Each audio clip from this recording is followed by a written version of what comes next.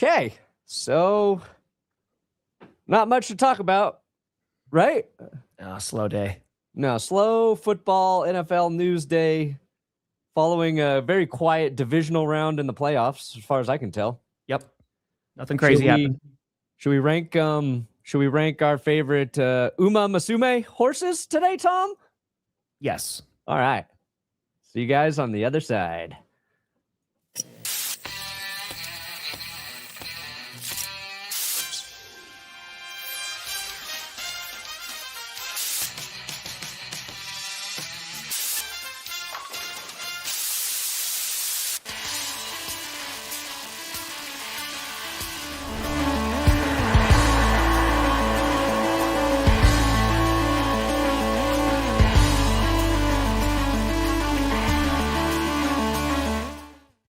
Oh, baby. We here. We're still... You in the right direction. Welcome to another edition of the Grossi Perna Show. I'm Tom Grossi. That's Brandon Perna, and this is GPS.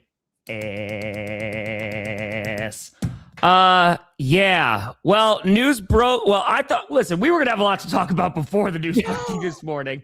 But yeah, great for Wednesday. But breaking news, the Buffalo Bills have decided to fire their head coach, Sean McDermott, and promote, not only retain their GM, Brandon Beane, but promote him to head of football operations. And here's the thing that you learn something new every single day, Brandon, right? You know, like yes. We are just trying to figure it out and be like, wow, the league just presents so many nuances. Yeah. I didn't realize that Sean McDermott was an admiral. So in this statement that the Bills released about the firing of Sean McDermott, Sean has done an admiral job.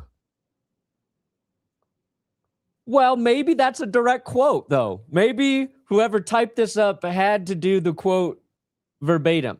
Maybe whoever delivered this quote misspoke, but they're like, I can't.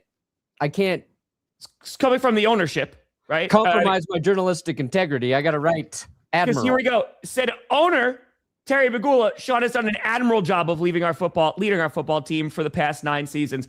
And that's the thing, too. Even if he used the right word, admirable, right? That's still like that is not that much. He did admirable. He did all right. Okay. All right. Yeah, I'll be honest. I did not know that there was a difference between those two words. So I could own the Bills. I could easily own the Buffalo Bills. You know what, buddy? Honestly, I think so. And listen, we'll talk about these divisional round games. From an objective point of view, I understand them wanting to move on from McDermott, right? Of being like, okay, sure, you're kind of having this, I don't want to say complacency, but it seems like you're plateauing. You're not able to get over the hump to get to the Super Bowl. I get that. But in my humble opinion, to not only retain the GM, but then promote him, the guy who constructed the roster, and Brandon, you and I have been talking about this for weeks, that this is probably the worst iteration of the Buffalo Bills in the playoffs that we've seen in a couple of seasons, right? Between their run defense, right? Their lack of wide receivers, probably not the best version of them. And the fact they still were able to win a playoff game. And on top of that, going to overtime, even though they had a cajillion turnovers.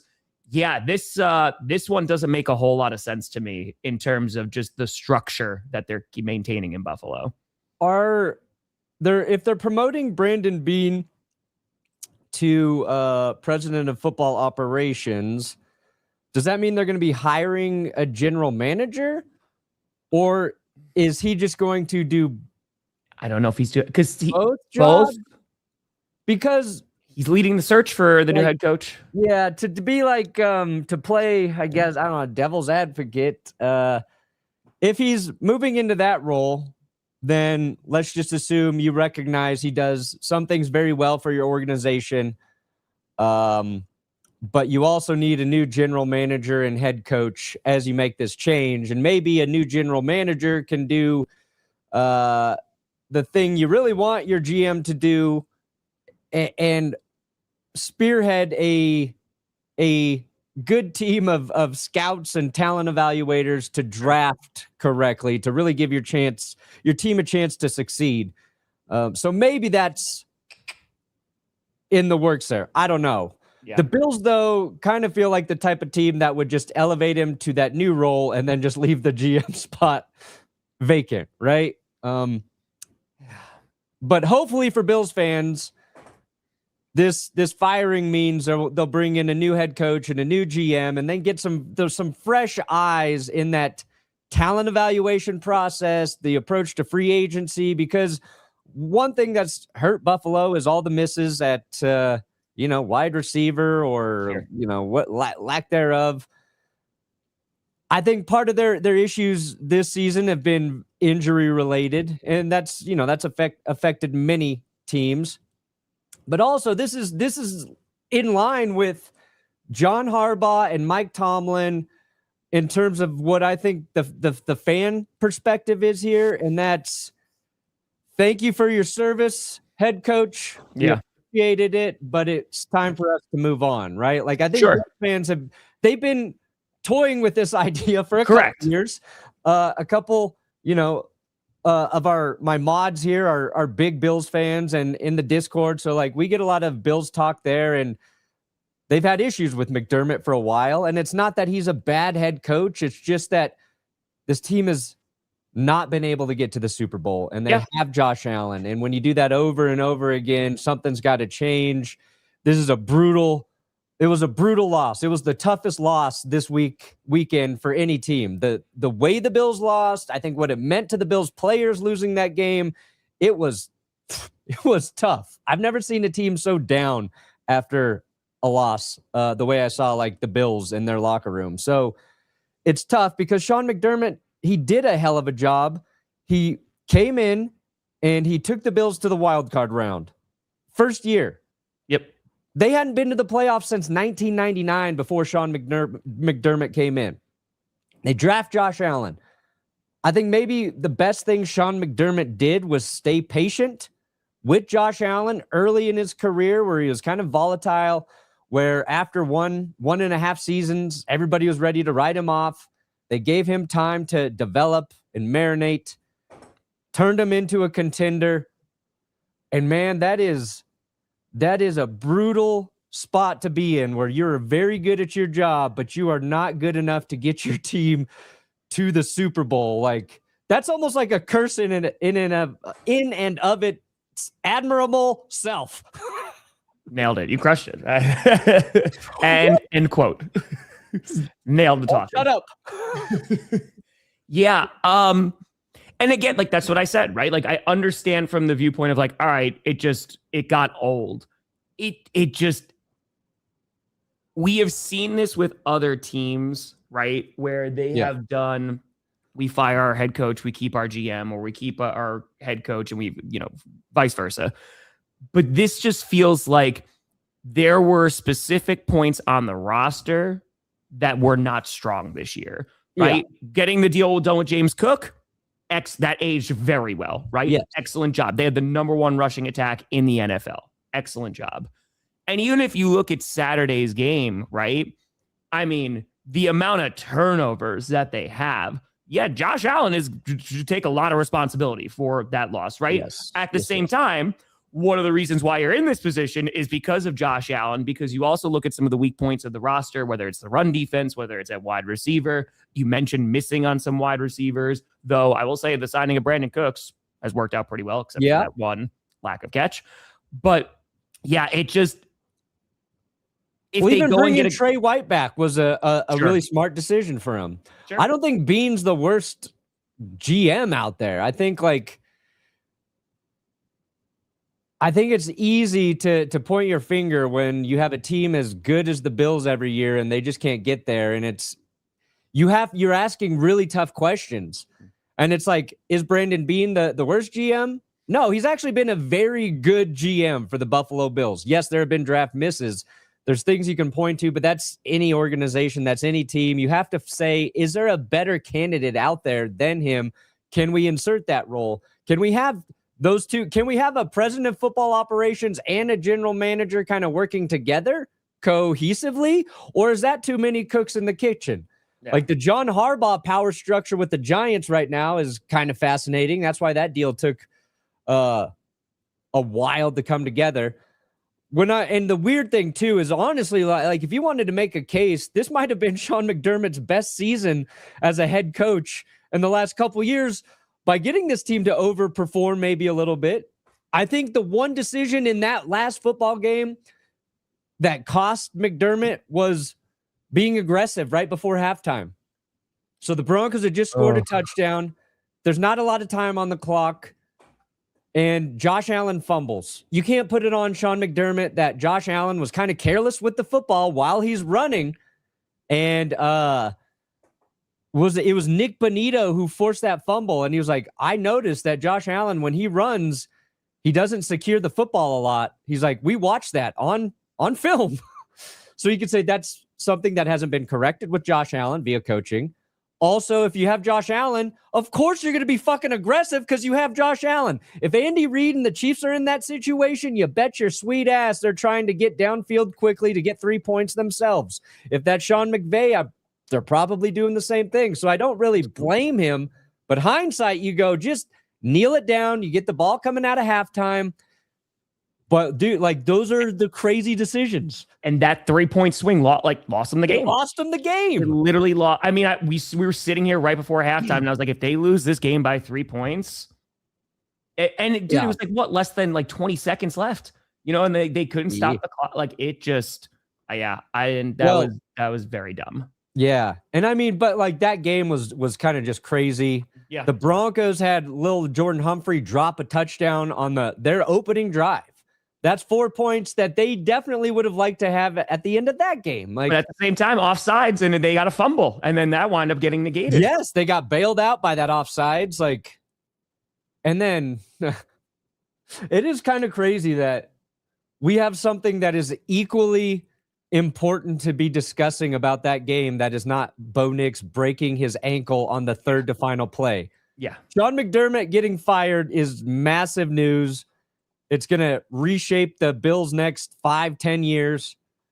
And then Bo Nix, who played his ass off in that game, played as well as any quarterback this weekend, gets him in a position to win a couple times. And then on just a little run, a designed run, breaks his ankle. And we don't even know like how that news like came to fruition. Nobody believed it at first. No. Because typically when a human breaks their ankle, they come off the field. We would have had a moment where we go, something's wrong with Bo Nix. We did not have that. Yeah. No. Instead, we were all celebrating. And then 10 minutes Schefter, and I was like, wait, what? I saw it from Schefter. I checked the real Schefter account, and then I said, let me check Ian Rappaport too, just to make sure. Just to be sure. Dude, so Jarrett Stidham's going to the championship game. That is true. I'll talk about the game in a hot second. Real quick, just to cap off the McDermott talk. Holy crap, does this make the Buffalo Bills an attractive head coaching option? It would have been way more attractive than the Giants' job. Yeah, Harbaugh's gonna be like, actually, I signed it with my left hand, so I don't know if it really counts. Yeah, I used the Biden signer. Yeah, he's got the auto pen in there.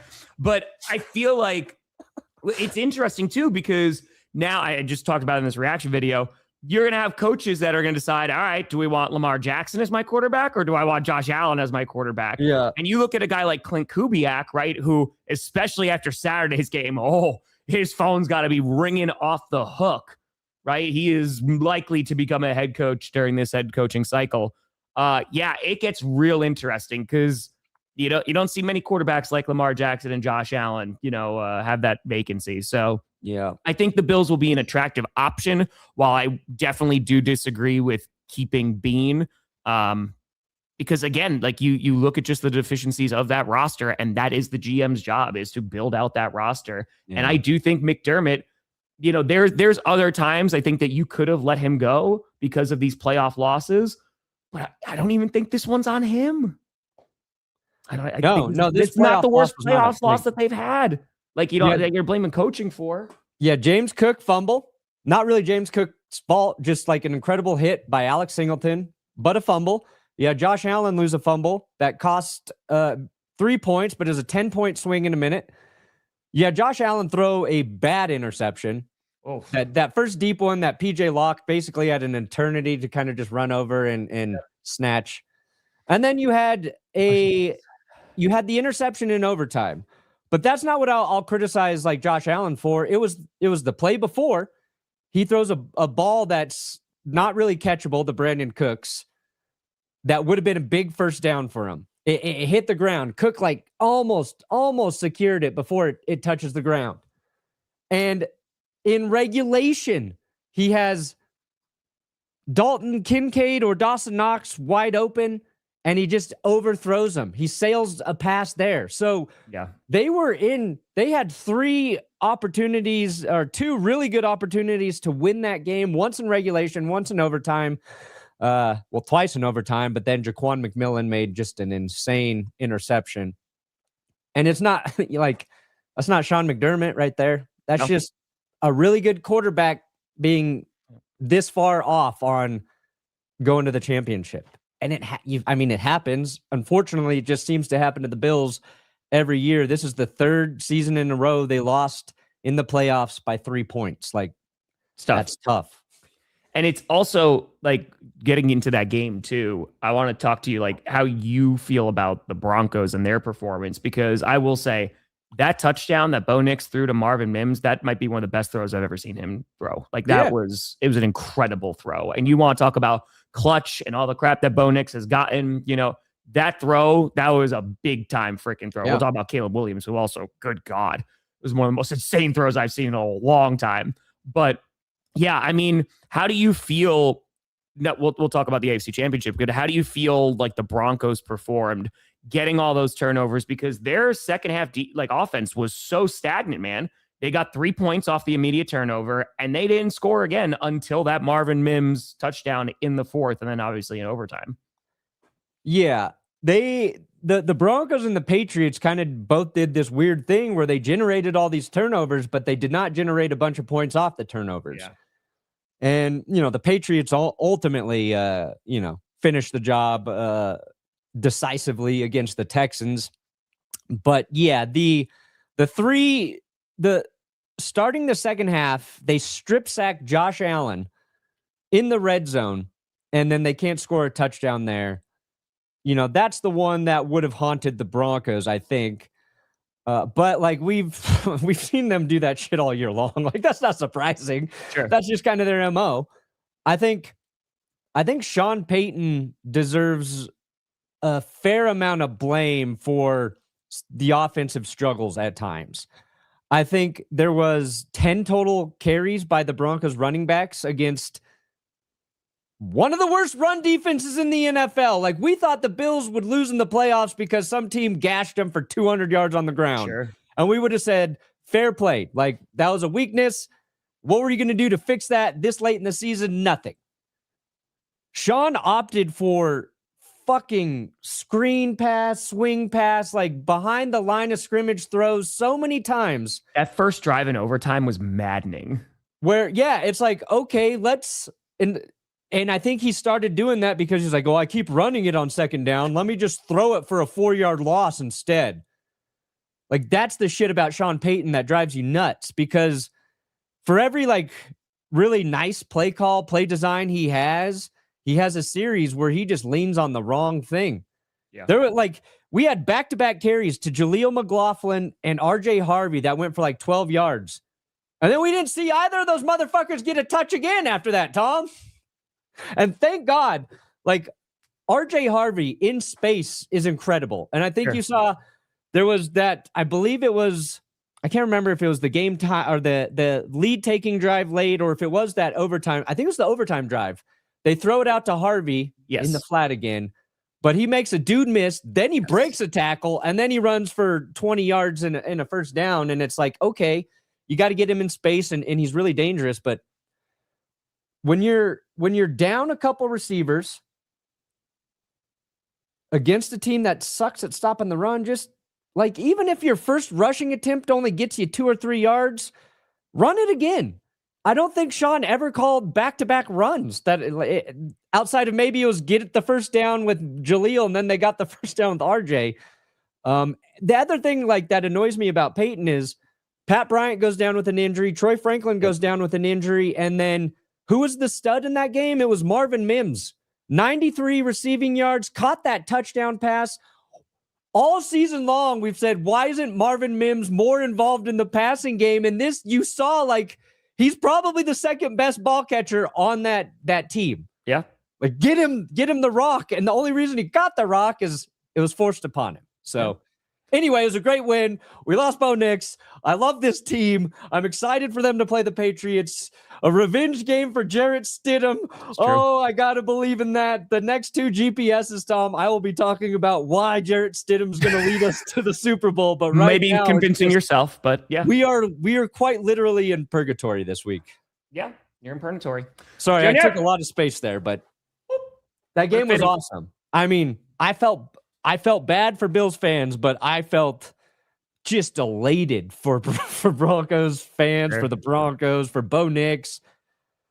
And man, it's taken away from him. Junior saying that the Bills are not going to make the playoffs after firing McDermott, one of the worst receiving cores last year, and it got worse. Getting promoted while McDermott getting sacked is a joke. Again, I think it's just, man, do you have to nail this draft? Yeah. You have to nail this draft and again, just the Bills being the Bills and having Josh Allen and having also that run game, they are going to be a very desirable landing spot. Yeah. So you have that. Like, there are going to be coaches who are like, no, like, I want to come and coach in Buffalo.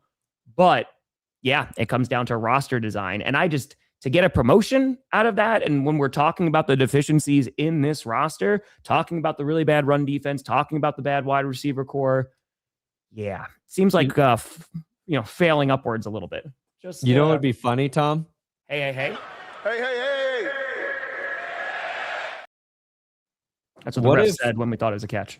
What if Brandon Beane names Joe Shane as his general manager? He pulls Joe Shane away from the Giants and brings him back to Buffalo. Bring back Brian Dable, too. Why not? Dable and Shane went to the Giants at the same time, and that looked like such a nice move. Like, oh, yeah, this guy that was with the Bills, came under Brandon Beane, knows Brian Dable. Like, this is going to work. Yeah. Obviously, it didn't. What did the Bills do? Like, they've got to go offensive head coach. Kubiak has to be one of the top guys. There's also Davis Webb here in Denver. McDaniel might be, I don't know, because he's getting head coaching calls, but McDaniel's interviewed for like every OC and head coaching. Yeah, he's doing both. But again, like, that's another one. You look at OC positions, because that's why I thought McDaniel was going to get a job, right? Yeah. It was going to be as an offensive coordinator. And like, you look Eagles, you look at Lions, Bills, I think, are on that list of just like, damn, this would be a real fun spot to be an offensive coordinator for. Yeah. Harbaugh was only going to last one more week, according to their ownership, and Tomlin did step down. So, dude, really, I mean, we've never seen 3 coaches like this get all canned in one offseason. What's like a third of the league? Yeah. Well, I mean, just Harbaugh, Tomlin, and McDermott. 3 winning organizations. 2 of those teams have insanely talented quarterbacks. Like, all at once. Like, I started working, a Bills script for tomorrow. And it's like the last guy was probably Mike McCarthy leaving Green Bay, right? Where it's a good head coach who's had Super Bowl success there. Sure. Aaron Rodgers at quarterback. They move on. The Packers' job was like, oh God, this doesn't happen very often. Before that, John Fox in Denver when Peyton Manning was still here. You go maybe back to Marty Schottenheimer getting canned after his 14-win season with the Chargers and losing in the playoffs. Like, would you? All right. You're a head coach, Tom. You're one of the hottest young. I mean, a lot of these coaches are younger than you right now. Think about that shit, dude. Realizing I'm as old as Joe Flacco is really hard to pill to swallow this year, my friend. Hey, Sean McDermott's 51. I'm 35, pal. All right. Yeah, but Kubiak's, these other guys out there, Davis Webb. How old's Clint Kubiak? How old's Clint? Clint's 38. So suck it, Perna. Suck it. He looks 35 younger here. than you. He looks younger Don't try than to you. age me up. Just because you're 41, you don't bring me up with you. I know I got the gray hair. But fair enough. That's what I was trying to do, 100%. Yep. I'm insecure about my own midlife crisis. Good. All right, you're the hottest offensive young OC out there. Yeah, you are so hot. You're in calendars. They're like, let's get this dude shirtless and let's raise some money for charity, which is on brand for you. Sure. Tom Grossi, offensive genius for the Seahawks right now. Oh, Six-pack abs. Sold $1 billion worth of calendar, things for charity. In the Every first quarter. team wants you. Got it. Well hung as well. It's between the Ravens and the Bills for you. You have both offers on the table. Which team are you choosing, Tom, and why? It's a great question. Yeah, because I was writing this Bills thing, and I'm like, this is the most appealing job there is. I completely forgot about the Ravens at this point in time. Because, and no offense to the Ravens, that is an insanely tempting job, but there's just been so much shit that's happened. It's true. Ashley with a fitting. Yeah, listen, Zach Taylor are like, woo, guys. Zach Taylor's done an admirable and an admiral. You know what? Zach Taylor has done an admiral job, and so has Todd Bowles. Yeah. Hold on 1 second. So at least with Zach Taylor, you can go, Joe Burrow's been hurt. We can give him one more year. 1 year more. Don't blink. If you're a blinker, cut your eyelids off. Okay. So here's what I'm looking at first. Before I even look at rosters, right? I want to look at the divisions that they're in. Yeah. In the AFC North, Steelers are probably going to suck for a hot minute, right? Because we'll see. Who knows what they're going to do at quarterback. They need a quarterback. They need some things, right? I think they're just going to be bad for a little bit. You got the Cleveland Browns. Then you got the Cincinnati Bengals, who will be healthier next year, right? Joe Burrow, hopefully he's going to play a whole season, probably going to be the favorite to win that division. Then you look at the AFC East, the Dolphins. We'll see what goes on with the Dolphins, right? Like they're doing a thing. The Jets are the Jets, right? Maybe if they nail this draft, but that's a big if, right? You got the Patriots making it back to the AFC Championship game. Like they are coming on up. So I feel like the divisions are somewhat similar in terms of just like, all right, you got one team that could take a step, and the other teams, they're trying to figure it out. Then you got your quarterbacks with Lamar Jackson and Josh Allen. You want to put like 1A, 1B. I don't even care how you rank them. They're going to be great. You look at the run game. I love Derrick Henry. He is getting older, though. James Cook, you're going to have a little bit more mileage with him, right? And you have the number one rushing attack, so that's pretty nice. The defense of the Baltimore Ravens has been a bit up and down at times, right? But then you look at the Buffalo Bills, number one secondary, theoretically, but also terrible run defense. Wide receivers, oh boy. Zay Flowers got to hold on to the ball. He's an electric player. I really like Zay Flowers, but we'll put them on an even keel. I feel like I'm leaning Bills. And a lot of it's because of James Cook. A lot of it is because you have a run game that you can kind of supplement, even if your wide receivers are not great. And I love Derrick Henry a lot, but it's just, I think that there's less time with him. And also in the AFC North, I feel like the Browns still have a good defense, while the Dolphins have a good first half defense, and the Jets, again, are the Jets. So I feel like it's the Bills like slightly edging out the Ravens. That's where I'd go. Fair enough. True. I'm going Bills too. Yeah. Although the one advantage Baltimore has right now, if you're a new head coach coming in, two advantages. They missed the playoffs. So it's a little easier for you to go in and achieve expectations or even overachieve for 2026 because they missed it entirely. So they just got to get back to the playoffs. Could see it. Plus, they got $28 million in cap space right now. So they have some more room to work with in free agency. And I think that's important because the Bills, they're kind of always in this position, especially after they paid, Josh Allen. They're going to have to make some tough roster decisions just to get cap compliant. And then they're not going to be able to be super aggressive in free agency. But you said Lamar Jackson and Josh Allen, 1A, 1B. Regular season, I agree with that. But I think it's been proven over time. Josh Allen's been a better quarterback in the playoffs. This last game, not necessarily like his this last game example, but he still had he gave the team a chance to win late. Like Josh Allen's making plays. And this was his first turnover in the postseason in 427 snaps. Like he's been very good in the postseason, and I think he's been a better postseason quarterback than Lamar Jackson. So I give Josh Allen that edge. But if you don't go in there as a head coach and win in the playoffs immediately, like, are you allowing this new head coach to have like a year to figure it out? And I don't think you can. I don't think you can offer that. Like, specifically in your division, you're watching Mike Vrabel just fucking inject steroids into a Patriots team that we all thought they were going to be better with him alone. They spent a bunch of money in free agency because they had the cap space, and everything they have done has worked out perfectly. So I think there's more pressure with the Bills job. Yes. I think they're equally attractive. I think maybe the Ravens, you're a little more certain about the roster overall. Like there's a few less missing pieces you have to figure out. I feel that. Either way, they're so close.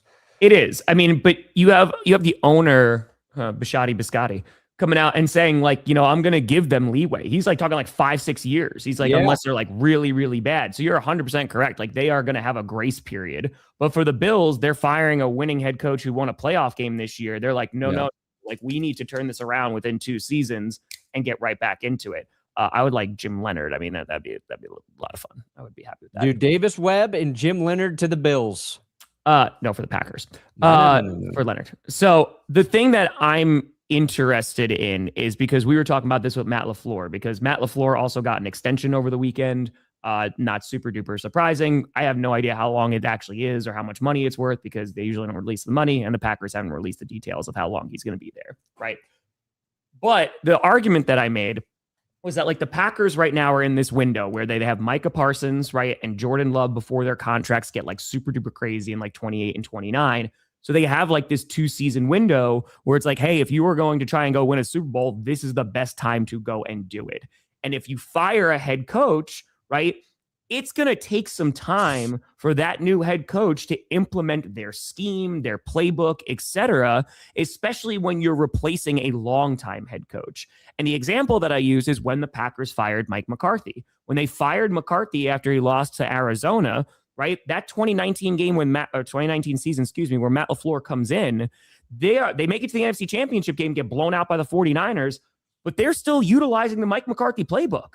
It's not until after they draft Jordan Love and then you start to see Matt LaFleur go, yeah, like, no, here we go. And Rodgers is like, okay. And then he wins MVP 2 years in a row, right? Yeah. So there is going to be a learning curve. I mean, you even look at the Seahawks last year, right? They get Mike McDonald. That team is good, right? They win 10 games, but they lost to the 7-seed Packers last year, and it wasn't particularly a good game. And now they're one step away from the Super Bowl. It does take time, even if you are a good coach, to implement what you want to implement. And so I think that for the Bills, yeah, you have Josh Allen. He's a great quarterback. Don't get me wrong, but it's going to take a little bit. Like it's going to take probably a year for them to get back to, or at least see the full vision of whatever head coach they bring in. So it's going to be a little time. It's going to be, it feels like it's going to be a transition year for the Bills. Unless they get, man, if they like Mike Vrabel would have been such a good Bills head coach. Obviously, it was written in the stars for him to return to New England. This is the most important decision the Bills have made since drafting Josh Allen. Sure. They need a killer at head coach. They need a guy who is going to be just fucking ruthless. And I don't know who that's going to be. It's like we don't really know enough about the young options out there. You know what I mean? Like, I love Davis Webb and what he's helped do here in Denver for Bo Nix. And I think Davis Webb has gotten a lot of credit because he was with the Giants, I think, as their quarterback coach. Well, I forget exactly what his role was, but the season Daniel Jones played his best football, the season that got him his contract, like Davis Webb gets a lot of credit for that there. But you don't know, like going from, he's not even a play caller. He's a quarterback coach under Sean Payton. Like there's a big leap there from that to being the head coach. Like Kubiak probably a little more seasoned and ready for it.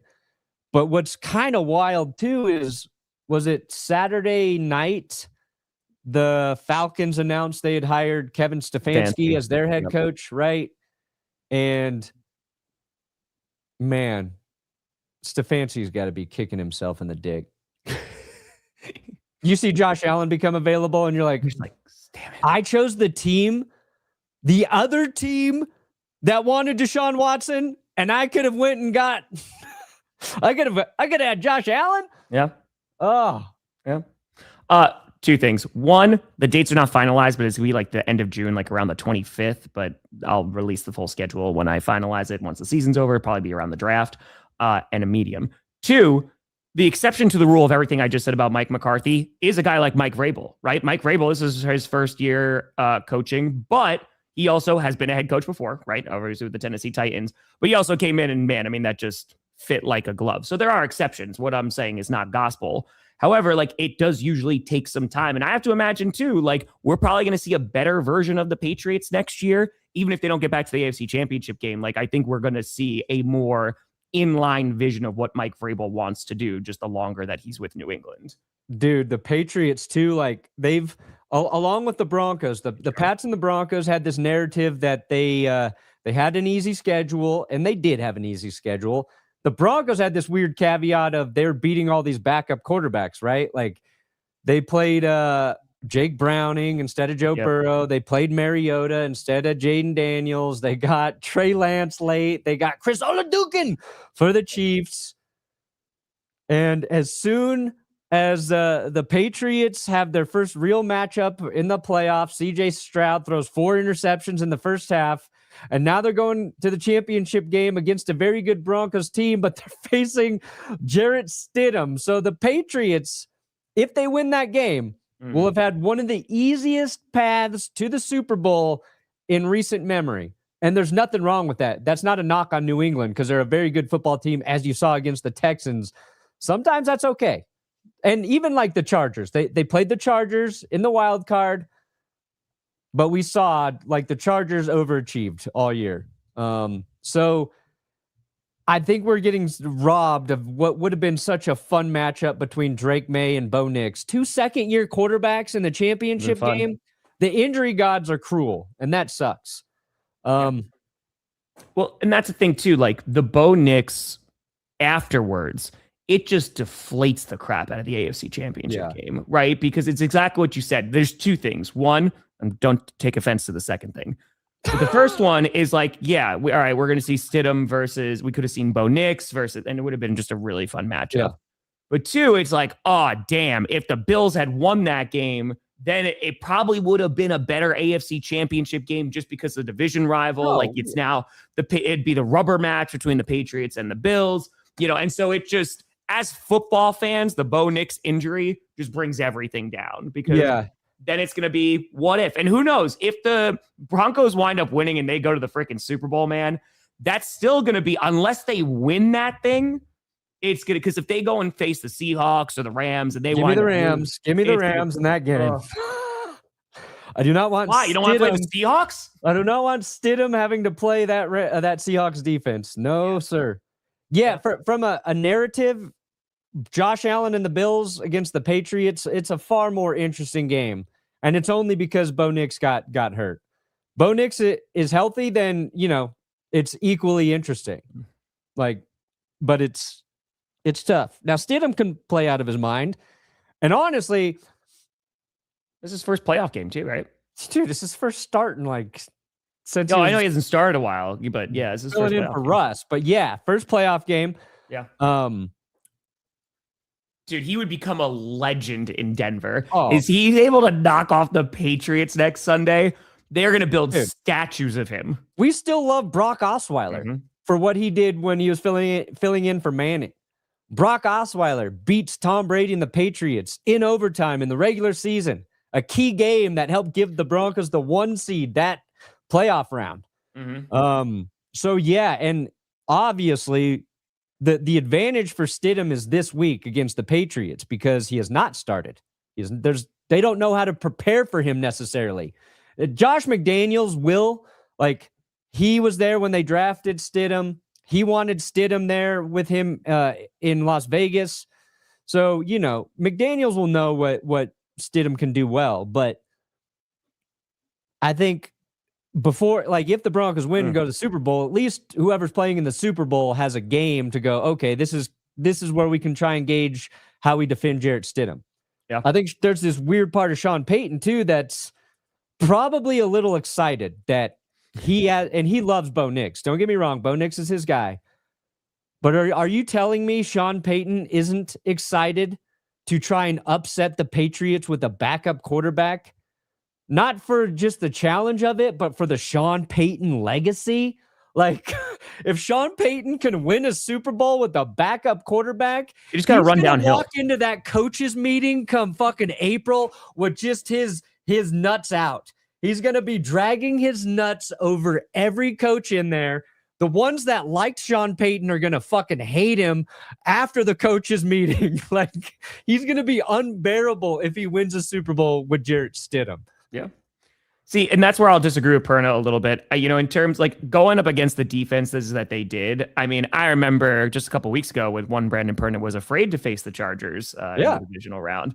Because even with their flaws, and that offensive line was a flaw, the Patriots defense played really damn well in that game. And while they weren't the most impressive, because Drake Maye had a couple turnovers, and even yesterday, going up against an elite defense, the only reason why that game was so close was because the Texans defense is so damn good. Yeah. Right. It's just, and we'll talk about CJ Stroud because good God, man.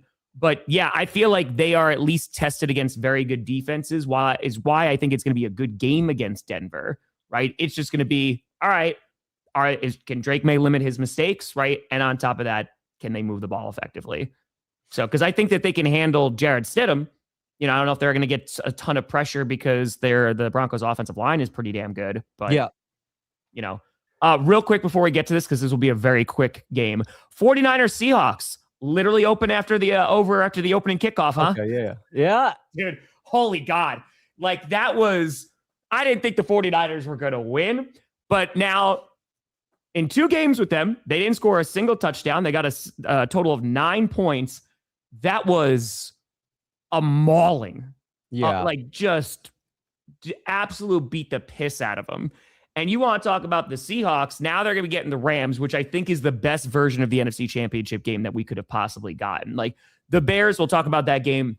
I think it would have been a fun game, but I want to see this. Because the last time these two teams played, it was a classic. So very excited for that. But this, holy God, man, 49ers deserve a lot of credit for getting to this spot. They won a playoff game. They beat the defending Super Bowl champs, but they had no shot against Seattle on Saturday night. Yeah, Seattle, in the truest sense of the phrase, they won this game in all 3 phases. Sure. Special teams started immediately. Yep. Rashid Shaheed, what an offseason or a midseason trade that turned out to be. That was his 3rd touchdown he scored for the Seahawks on special teams. It's him and Jacoby Myers, talk about those midseason trades, completely changed the dynamic of that squad. And now the fact that Shaheed could beat the Rams in the NFC Championship game, Saints. Yeah. And Shaheed had some hype when Seattle, traded for him, but those were a couple of the more under the radar sort of trade deadline trades. So special teams, right away jacks up San Francisco. Yep. The Seahawks defense just suffocates them. Like, Niners couldn't do shit. Yeah. Brock Purdy was the 49ers leading rusher, if you want to know how smothering Seattle was. There's been a couple like stats floating around about Brock Purdy. He had like 413 rushing yards, basically, as he's just trying to scramble to make plays. He held on to the football longer than he had in any other game in his career. And I think there was when they presented that stat, it was dating back to any quarterback going back to 2016. And I think that was in the fourth quarter. And I think there was more time for him to hold on to the ball after that. So I think Seahawks secondary just shut down any sort of semblance of a passing attack as well for the 49ers. And then Sam Darnold just played efficient game managing football, didn't do anything stupid, moved the ball when needed, and they got a Kenneth Walker performance. Like, I thought we were going to be seeing this type of shit from Kenneth Walker 3 years ago. I was like, or 2 or 3 seasons ago, I was like, dude, this guy's insane. And then the run game just could never manifest. He had some injuries. This year, it looked like at times Zach Charbonnet was even the better option. This was a Kenneth Walker game. And if the Seahawks if they can run the ball like this, there's no way the Rams are going to beat them. That's what I'm saying, man. Like, the last 3 weeks of the season, and this is what they did to the 49ers last time too. Like, in week 18, they ran Sam Darnold didn't have to do diddly squat, right? No. Here, he threw the ball 17 times, and Charbonnet goes out in this game, right? And so then Kenneth Walker is just a monster. He has a hat trick, and he just runs all over them. And so I completely agree with you. They wind up finishing 11th in rushing yards before the season, or at the season end. But like, they were inconsistent throughout the regular season. But if the last 3 weeks of the regular season and now this playoff game, I agree with you. If they're able to run the ball like this, I don't know who beats them. Yeah. Because they look like world enders. And Bronco wants to know Denver's chances on Sunday. Realistically, I think they got a fair shot. They're not going to be the favorites. But Denver got to where they are by being a good football team. It wasn't just Bo Nix carrying them, and he probably never even got the proper credit for how well he played, especially in the second half of the season. Bo Nix had a rough September. That's when we were like, wait, what's going on with Bo? What's going on with the offense? He was not playing where he was at the season before, at season's end. But the Broncos are a very complimentary football team. The difference between, like right now, like the Seahawks, they're firing on all levels. Yep. And it's very clear. Denver does this weird thing where when one side of the ball is playing like shit, the other side picks it up. We've seen it with the defense at times this year. We've seen it with the offense. When the defense is playing bad, they have had a hard time playing great defense and great offense at the same time for stretches. Their special teams was kind of a nightmare for the first half of the season. But that changed and developed. So they can win this game because they can play well on offense. They can play great defense. And Will Lutz is as good a kicker as there is. Sure. Their special teams improved. So, yeah, they can win. They won't be the favorites. And you shouldn't be a favorite if you don't have your quarterback starting the game for you and you're going up against a team like the Patriots and a guy like Drake Maye, who has been in the MVP conversation for, the second half of the season. Yeah.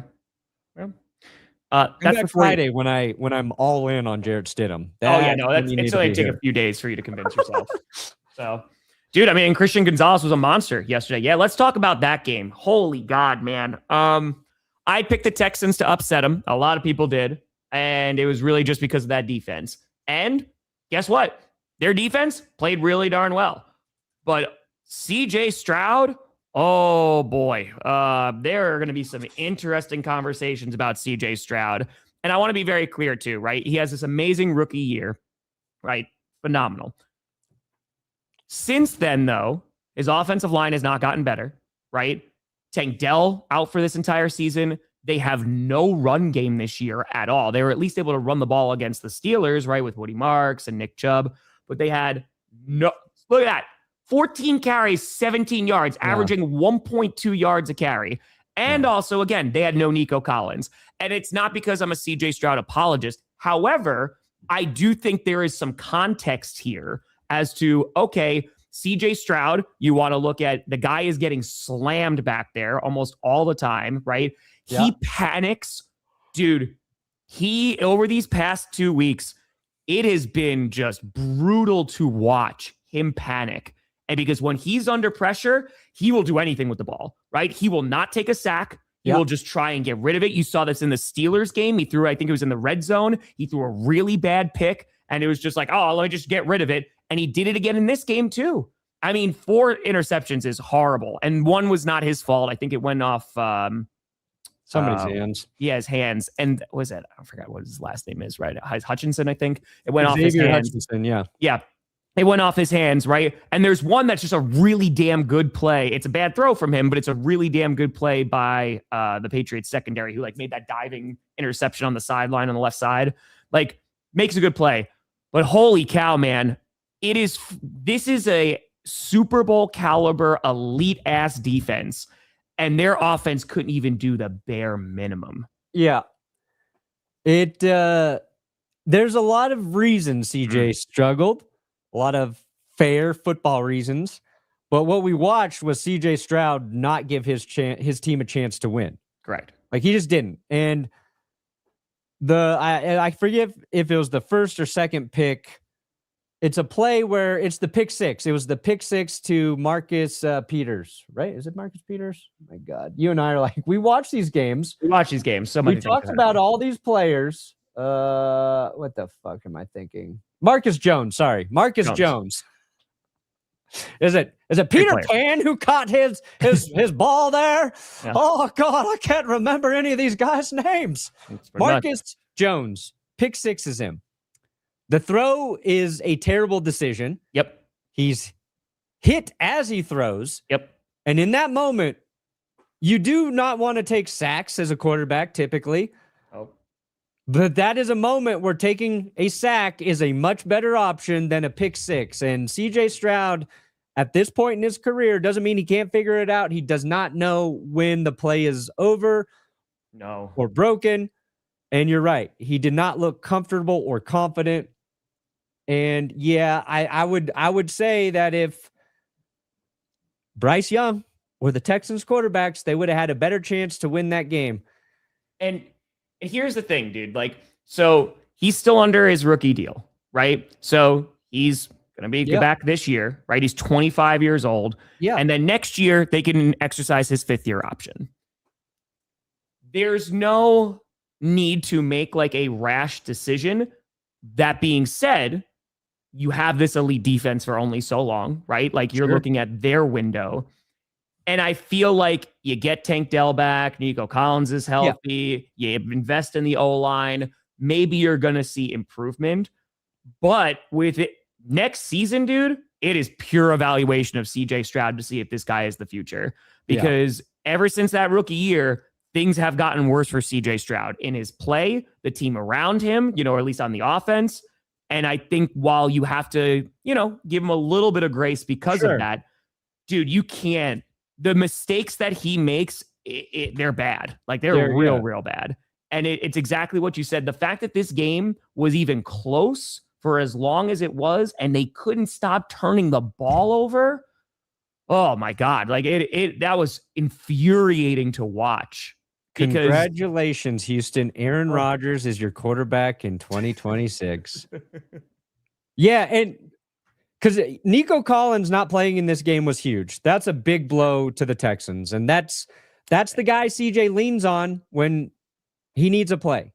The other guy, Dalton Schultz, injured in that game, hurt his calf, so he was out of the game as well. Like, that's... I don't care what quarterback you are, specifically in that weather environment. Those are two guys you need on the field. And Woody Marks as well, who was a huge reason they were able to just stomp the Steelers. He fumbles in the red zone in this game. At a point where the Texans still had a chance. Like, Woody Marks, costly fumble in that game. So there's a handful of things that just did not go to the Texans' way. And that just happens to Houston every year in the divisional round. 7 times they've gotten there, and they have lost all 7 times. Yep. I mean, Tomlin to the Bills. Yeah, you got to trade for him if that's going to be the case. Yeah. And then talking about the Patriots, if you could just switch over there to the Patriots side. Like Drake Maye, right? Has that, oh my God, an insane catch by Booty. Diggs and Booty. Oh, Booty. Yeah, One-hander by Booty. Dude, one-hander, brings that in. Beautiful, beautiful catch. But got sacked 5 times, right? Yeah. And this is the exact amount that he's got sacked with the Chargers too. And that's the concern I have going up against the Broncos defense. If they're able to get after Drake Maye, then I think you got a shot there because you're going to try to have to move the ball against a good defense. And there's a very good chance that the Patriots go to the Super Bowl and they're going to have to play the best defense in terms of points allowed, and that would be the Seattle Seahawks. So you talk about easy roads, man. I don't know, because they're going up against some really damn good defenses, including the best in football. So if they wind up making it there, Drake Maye will become a legend in New England if he is able to at least, get this done, because that competition's there. Unless the Broncos and Rams go to the Super Bowl, we're getting a Super Bowl rematch between any combination of teams. You got Patriot Seahawks would be a rematch, Patriot Rams a rematch. The Patriots, if they do beat Denver, they should hope they get the Rams. Oh, yeah. And it's not really a knock on the Rams. They're a very good football team. They just, at this moment, appear to be more beatable than the Seahawks. But then if the Rams beat the Seahawks, you're like, who the fuck are they going to play between New England or Denver that's hotter than the Seahawks right now? Yeah. And we'll see how the Seahawks play, man. Like, I think the Seahawks will definitely be favored heading into Sunday, but it's a division. You never know. You never know. But I don't feel good about the Rams right now. Like the Rams, talking about that game, this was an ugly game, right? It's 10-10. They don't score in the third quarter. There's not a whole lot that's going on. They don't really, you got to give a lot of credit to the Bears defense, man, which they have had issues this year. They played really damn well, for especially what was expected of them. Stafford doesn't even have a freaking touchdown. And there was just times where it was like, okay, they can't move the ball. And Caleb Williams, the first interception, it's basically an arm punt, kind of whatever. It is what it is. It's not the best throw. But Caleb, it's so funny because you look at Caleb Williams, who's like, Aaron Rodgers was the guy I used to look up to and, modeled my QB play after. It feels like he is very similar to like that Brett Favre-esque of, hey, you're going to live and die by Caleb Williams. He is going to make the most sense. Like that throw to Cole Kmet where he is just running backwards, man. And I'm like, oh, he's just throwing up a prayer. First of all, horrible play by the defensive back for the Rams. I don't know what the hell you're doing there. He's just like, and terrible play. But to just get that ball to him and it just land sensational. But then you have an interception in overtime. Some of that you could blame on DJ Moore, who just stopped running, and that unfortunately has happened multiple times this season. Yeah, it was weird. The Rams, they won the game. They deserve credit for the only team on the road that won this weekend, right? They deserve some credit there. All the talk this weekend was, we're going to be playing in the cold, blah, blah, blah, blah, blah. But this offense definitely got neutralized, the number one scoring offense in the NFL by a defense that gave up the most amount of points out of all the contending playoff squads. Yeah, the Rams, both teams were affected by the weather. I think the Rams, though, the way they operate, it hurt them a little bit more. I thought Jaquan Brisker was excellent for the Bears. I thought Kyler Gordon was excellent for the Bears. You talk about that final touchdown to Cole Kmet. That was Kobe Durant in coverage there. And Kobe wanted like a push off by Kmet. But what I honestly think happens there is Kobe Durant's looking downfield and he sees Caleb Williams basically scrambling for his life, like 20 yards behind the line of scrimmage. I think he honestly believes that play is over. I think he just thinks the play's fucking over. And when he realizes that ball is in the air coming to him, it's too late because he let Cole Kmet get behind him. Yep. And that's an example of like a guy like Caleb Williams. And it's Williams, it's Mahomes, it's Josh Allen. It's those guys who extend plays. It is so tough to cover for as long as you have to at certain times. Yep. I don't think Durant's going to make that same mistake again. And then Cam Curl gets a clutch interception there for the Rams. And you just can't give Matthew Stafford and Sean McVay another opportunity in overtime. Because they're like, okay, we fucked up the first series. We will go down and end it now. Devontae Adams makes a great catch at the sideline there. Thank you, Puka Devontae. Nacua makes a catch, and it's over. But the Rams, now they play a familiar opponent. They'll go into Seattle. The weather won't be as bad, but it's Seattle. Correct. The weather could be an issue in that game as well. Sure. And it's going to affect the Rams more than the Seahawks there, I believe. But the Bears this weekend, the Bears lose, but this is a team that Okay with that, Mac? has optimism, right? Like, it is a bad loss, but hey, we got Caleb Williams, we got Ben Johnson. If Ben Johnson can learn to take some goddamn points Holy cow, on man. the opening drive, I get it. Live by the sword. 2 weeks in a row, though. I mean, Yeah. they were able to get away with it against the Packers, right? Yeah. Because they just choked that lead away. But dude, like continuously going for it on four, and it literally was all or nothing. The ones that they're converting, they're getting touchdowns or they're just missing it blatantly. Yeah. And yeah, at some point, you just got to take the field goal. You have the kicker, just send them on out there. You're in the playoffs, because then 3 it's a different points ball game. in the playoffs in 2-degree weather. Unforgivable. It's just fucking dumb coaching. Correct. Like, Ben Johnson does 98% of the things very well. The Lions, that was their philosophy, their approach. That 2%, he fixes that. They're a more dangerous football team. Their defense will be better next year if they can stay healthy. And that's the thing, too, with the Bears, right? If they go out and get like a premium edge rusher or something like that, that is definitely going to help their squad. But exactly what I was just talking about with head coaching, like the Bears heading into this season, you were like, okay, hopefully they're contending for the playoffs, right? They won a lot of games in the fourth quarter, and it was by slim margins, a lot of comebacks, right? They tied for the most. I think they were tied with the Saints this year with the amount of comeback victories. The interesting thing is going to be, right, is can they get back to this spot? But I imagine this is going to be a better version of the team next year, because you just have another year of Ben Johnson and Caleb Williams. You're going to go out and you're going to get some free agents. You're going to go through the draft. Like Loveland, holy crap, what a draft pick, right? Like, he wound up working out real well. They reinvigorated their run game, right? They're a top 3 rushing attack. And before that, Swift wasn't doing so hot with them.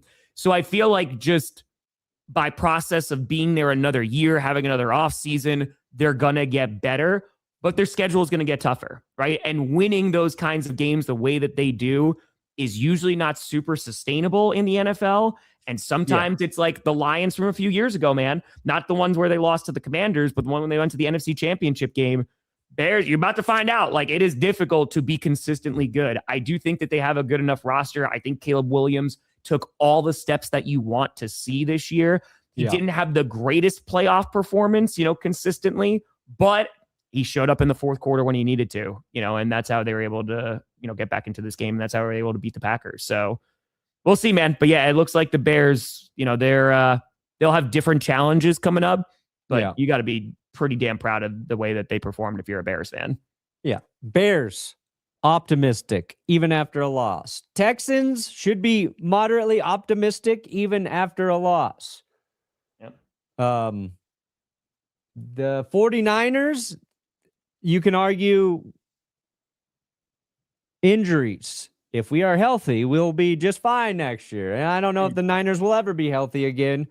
That's why the Bills loss really stands out as the one you're just like, fudge, dude.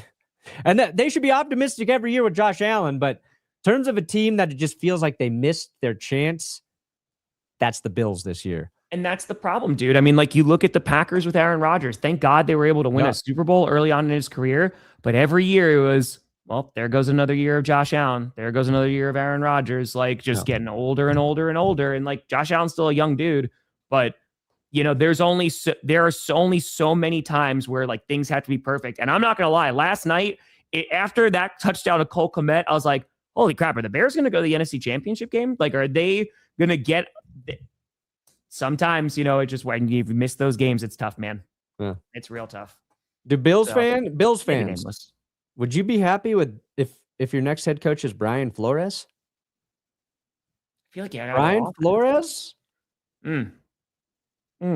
I know, Yeah, I want Young. I want Coobs or something.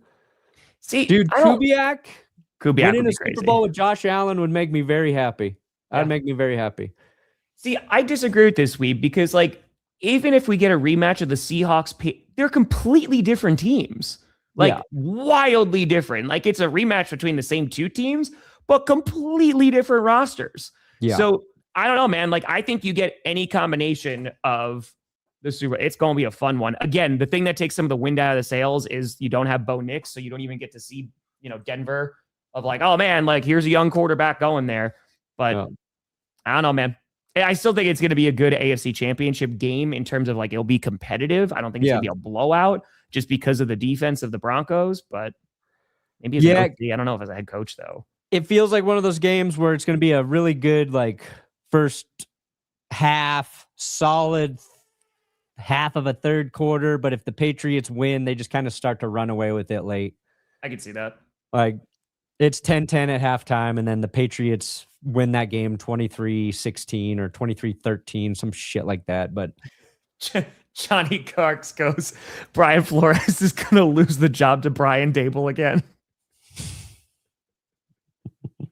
There's going to be a text. Nice. Chiefs fans love that. Yeah. My God. Yeah. But again, dude, you want to talk about defenses? Seattle, Denver, freaking Patriots. They got a good defense too. The four best defenses were in it. Seattle, Houston, Denver, and New England. So I don't know, man. It's gonna be an interesting championship Sunday. I'm very excited though. I'm excited for the NFC Championship game. I hope it's not a runaway. I don't think it will be. But yeah, like the Rams, they're another team. I know we talked a lot about the Chicago Bears, clawing back in that game. The Rams they're winning these close games, and they definitely deserve some credit for that. But ever since that Seattle game where they blew that fourth quarter lead, they just have not looked like they are on paper. Yeah. But at least we know they can hang with Seattle, right? They split the series with them this year. They have, unlike the Niners recently. Like, Perna, this is for you. Benedict signed by the Broncos. Check it out. We got Stidham. We got Ellinger. We got DiNucci. Send us your best, New England. Send us your best. Yeah, it sucks, man. I mean, it's just it's a damper. That's all. It was like Brandon was rooting for the Bills. Yeah. Okay, guys. Yeah, it's not. I have a lot of respect for Buffalo. I fucking love the Bills. Yeah. Beating them the way we did felt both amazing and it was heartbreaking. Yeah. I'm gonna apologize for being nice to the Bills. Yeah, I don't know. I don't know. Bills, I don't think Joe it should Brady, be. Yeah, that's an option. I don't know if we should go that route. I feel like, again, if you could go get Clint Kubiak, why not, man? Take a shot on him. I mean, their offense has been fantastic. Yeah. I think they'll be able to utilize Josh Allen. So, yeah, this is what happens. The Chiefs miss it. Dude, they're like registering earthquakes. It was like the beast quake over in Seattle with that Shaheed. Dude, literally. And the 49ers scored 6 points. Yeah, they got outscored on the first play. Opening kickoff. Appreciate you. Perna, I'm sure you got plenty of things. What do you got coming out today? Yeah, winners and losers. We'll be up today. Johnny Barks got his part done this morning. So we'll have winners and losers, and then probably a McDermott episode tomorrow. It's true. I don't think I'm going to try and kill myself to get that up today.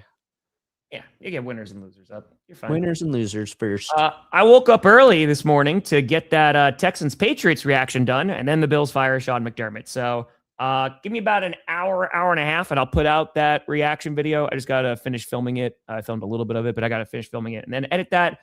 And then later this afternoon, it'll be every NFL fan's reaction to the divisional round. Tomorrow will be power rankings and scripted, and then Wednesday predictions. So Bam. We're going to get it. I'm so behind. I'm sorry. So that's just, I don't yearn for the 12s. I will say, though, I think I'd be pretty content with any Super Bowl matchup. I'd be pretty content. I think we got a decent Final Four. Like I said, I think I would have preferred the Bills just for the matchup, especially with Bo Nix being out. But Sure, it would have been a fun one. Broncos, Panthers Rams. fans. So Panthers fans are feeling it today. Yes, they are. Come on, baby. Yes, they are. Oh, dude, if McCarthy I think Roger said he's not coming back to the Steelers, though, right? That was the story, that he's not coming back to Pittsburgh. Yeah, but that'd be really funny if McCarthy goes back there and he's like, you know what? One last ride. And Steelers fans are like, please, God, no. Please. Yeah. Please. I think the right coach, Rodgers, would consider it if he's going to keep playing. I don't think he should. I think it's time to hang it up. If there's anybody that the 49ers are pissed at, you know who they could have really used? Brandon Ayuk on Saturday. Yeah, no shit. But here's the thing, Brandon, let me get your thoughts on this real quick as I get through these supers as well. Perna, I think this is your 50, by the way. Ooh. There you go. Oh, the curse wheel. It backfired. It's a regular season curse wheel, okay? It's a regular season curse wheel. Dude, if you lose to the Pats who you cursed now, yeah, and they just keep defying the curse wheel. Yeah. We ride and we die together. I got thoughts on the Pats that will be in winners and losers, so. Brandon Ayuk, he'll get an opportunity just because he's a talented player. But that contract, I think, has to be like super low, yeah? Yeah. I don't know what they're going to do with him. I don't know. Who's going to take that shot on him? How you take a chance on a wide receiver who doesn't want to be with a team that's very good. Yep. That paid you. I'd rather have AJ Brown than Brandon Ayuk. And there were rumors that Brown wanted to be traded, and I think Ayuk's got better football in him. Yeah. I don't know what's up. If Allen wants out. I think it's just Josh Allen doesn't want out. It's just he's seen this so many times, like just over and over and over and over again. I mean, like how many heartbreaking playoff losses is he going to go through? Yeah, Josh Allen probably puts that loss on himself more than anybody. So, Stefanski already signed in Atlanta, so that's not happening. Stefanski's an Atlanta guy, but maybe they can get Steven Stefanski though. Like Steven's, they could get Steven Stefanski. There you go. Robert Saleh. I mean, again, you pair Saleh and McDaniel. I'd be happy with him going to the Ravens. I'd be happy with him going with the Bills. You're cooking there. Again, I think he would be a good reset for either the Titans, the Steelers are up there too. Just kind of like rebuilding that squad and just laying down that foundation. I know McCarthy would love to go to Pittsburgh. I know that. Sure, you'd love to Dan go. Campbell's not going to become available, but him with Josh Allen would be crazy. I don't know who would survive that, but it would be something. So I've seen Stranger Things. I have. Yeah, man. I don't know. It's just who's the next coach that gets hired? Who's the next team? It seems like the Dolphins. They're in the second round with Jeff Hafley.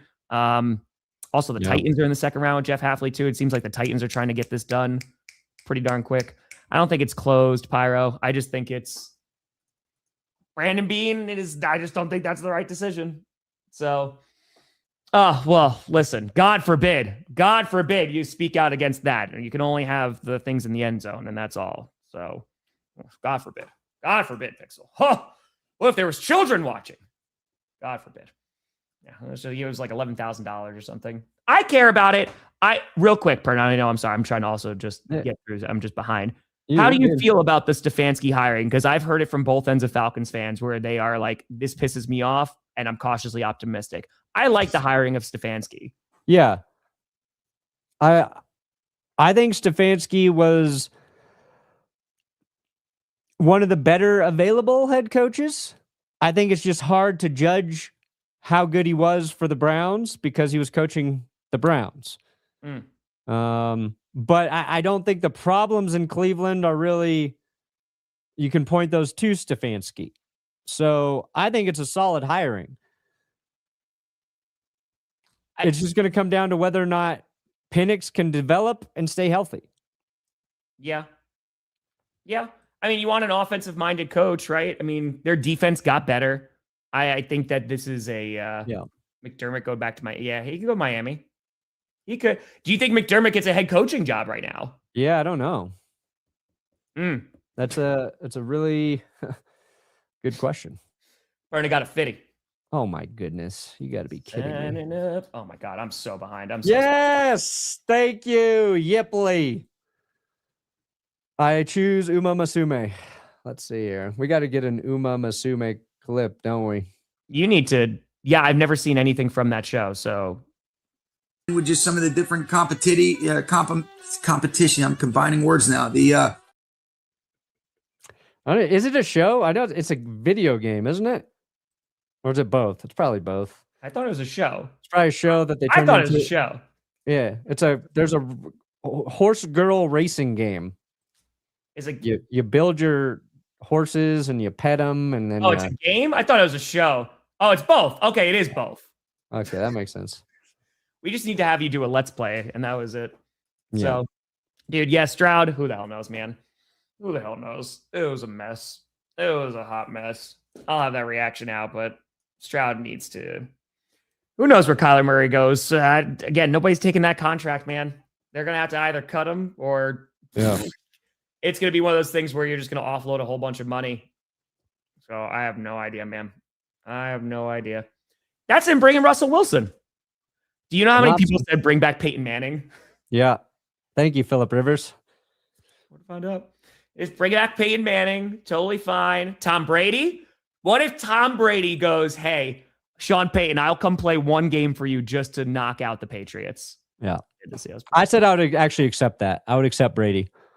This is the only circumstance I would accept Tom Brady. I would love that. That would make me very, very happy. Yes, it failed. Patriots fans. That's true. Let's just hope it's not delayed, Patriots fans. See, someone asked there. I'll let you answer this. There would be no QB controversy because Bo Nix is still in his rookie deal, so it literally costs like nothing to keep him. I would be thrilled to have people going, should Jarrett Stidham be starting for the Broncos this offseason? That'd be a great problem. The Broncos will have won the Super Bowl and Stidham will have played very well. I will take that burden. Happily accept that burden. Luther. So brave. Yeah. So bold. I'll handle that, guys. There you go. I think you're strong enough too. I think so. Yeah. Dude, Stroud, yeah. I mean, again, the Broncos can get it done. They have the defense to do so, and I think that they'll be all right. KK, that's a good call, but I think it's because Stroud did it 2 weeks in a row. And I know Caleb didn't have the best game against the Packers, but and it was also the quality of the pit. Like, again, a lot of it was just panic, man. It's a lot of panic. So that gives me some concern. That's it. Well, there you go. Gotta spin the curse wheel this week and see what happens. Bills and Dolphins, swap it out. That works too. That's it. Ryan Clark says it's absolute bullcrap that the Bills fired McDermott. I just don't get it if you're not cleaning house. Ryan Clark said it? Well, in that case. Yeah, it's probably a great move then. I don't know anybody whose takes are worse than his right now. There you go. Ryan Clark. He's all right on his podcast, but on ESPN. That's true. Good. Yeah. The only one that got wrong, right? Right, I should say. Yeah, I don't know, man. CJ Stroud will still be there for at least another season, potentially two. And then from there, you just figure it out. Oh. I don't know. That's true. It would have been a safety. Yeah. But do you feel any differently about that win? Sorry, continue. Hand it off to a running back, Sean. Yeah, I think Bo Nix silenced some people. Yeah. I think so. Yeah. Malik Willis to Houston. I think he's going to have a bunch of other suitors. Also, apparently, according to the Packers subreddit, someone lived in the same apartment complex as Malik Willis, and he officially moved out. So, whoa, there you go. It's over. That's it. So, scripted should be out tomorrow. Could be Wednesday. Could be there. How are the Pats only 4.5-point favorites? Because the Broncos defense. Jarrett Stidham's fucking sick. That's why. That's why too. Also that one. Yeah. Hey, if the Rams win a Super Bowl, go get Devontae Adams one. Does Matthew Stafford retire, Perna? If they win? I believe so. I would. Just ride off into the sunset, Matthew. It's time. It's that steady party. That's it. Ain't no party like a steady party. Ain't no party like a steady I'm party. curious to see if he's going to get some calls for head coach. Which of the remaining teams would fire their coach if losing? Nobody. Vrabel ain't going anywhere. McDonald ain't going anywhere. McVay ain't going anywhere. Yeah, no, I think you're okay. I don't think anyone's losing. Reese Donatelli. I don't even know who that is. That's it. Enjoy it. Yeah, we are in the other. Todd Bowles and Zach Taylor. Somehow, again, Zach Taylor, I can understand because of the injury, but Todd Bowles. Yeah, it's actually probably good the Buccaneers didn't fire Todd Bowles. This is a tough cycle to show how appealing you are for a head coach. Mm-hmm. You know, the Bills can do it. The Ravens can do it because they know they'll have, their pick. They'll be able to pick whoever they want. They're only competing with themselves at this point. Yeah.